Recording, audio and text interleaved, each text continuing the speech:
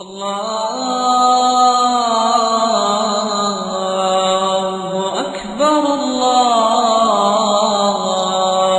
بسم اللہ الرحمن الرحیم۔ حضور صلی اللہ علیہ وسلم کے والدین کا نکاح۔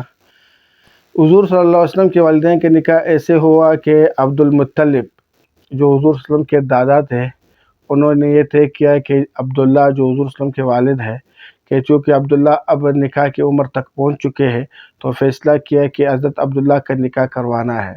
تو انہوں نے اس کے لیے جس عورت کا انتخاب کیا بڑی شریف النفس تھی اور اعلیٰ خاندان میں سے تھی، حضور ہی کے خاندان میں سے تھی، چونکہ حضور صلی اللہ علیہ وسلم کے والد اور حضرت آمنہ کے والد کا جو سلسلہ ہے وہ قلہ پر اکٹھا ہوتا ہے، نسب کے لحاظ سے وہ قلہ پر اکٹھا ہوتا ہے۔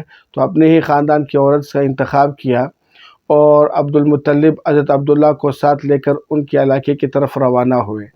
تو جب راستے میں جا رہے تھے تو طبقات ابن سعد کی ایک روایت کے مطابق جب عبد المطلب حضرت عبداللہ کو ساتھ لے جا رہے تھے تو سامنے سے ایک یہودی عورت آئی۔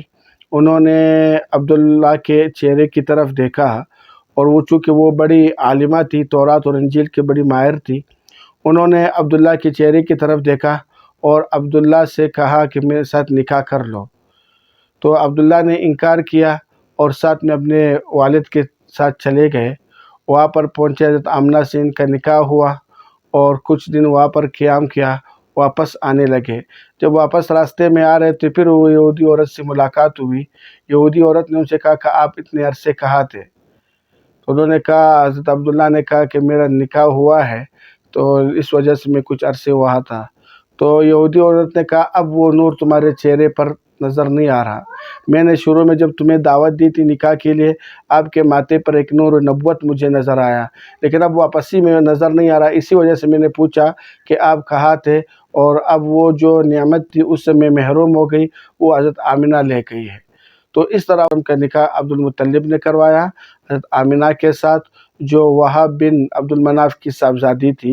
تو ان کا نکاح ہوا اور حضور صلی اللہ علیہ وسلم کی اس وقت عمر جو تھی، ایک روایت میں ہے کہ 24 سال، ایک روایت میں ہے کہ 25 سال، اور زیادہ جو تحقیقی بات ہے کہ اس وقت حضور صلی اللہ علیہ وسلم کے والد کی جو عمر تھی حضرت عبداللہ کی وہ 18 سال تھی۔